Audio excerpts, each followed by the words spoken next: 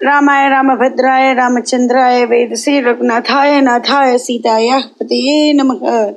Sundara chapter number 45, the destruction of the minister's sons. The recitation begins now.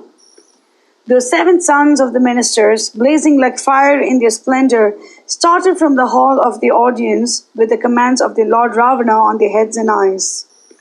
Boundless of strength, the best and the most skillful of those that excelled in the art of war, filled with the spirit of emulation, of tried valor, they started on their dread mission surrounded by myriads of valiant soldiers.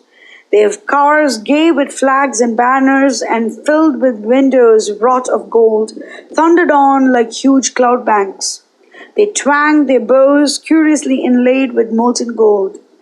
They looked at a distance like rain clouds through which played the gay and bright lightning flashes as they marched on, expecting an easy walk over with such an insignificant foe.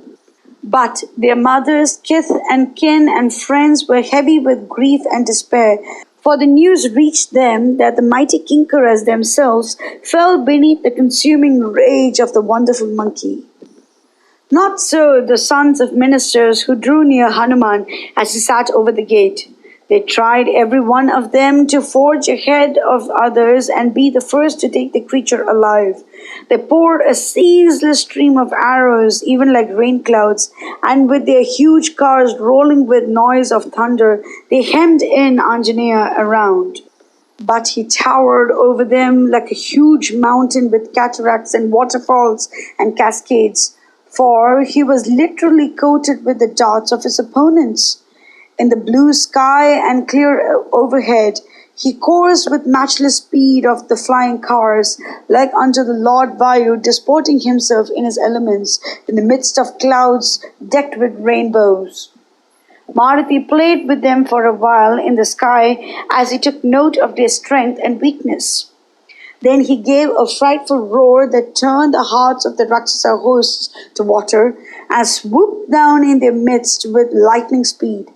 Some fell under the blows of his adamant palms, some were kicked to death, some were reduced to dust by his mighty fists, some were torn to ribbons, some crashed down lifeless with the impact of his huge chest, some he squeezed to death between his thighs, and others fell in a dead faint, their hearts broken by his lion-like roars.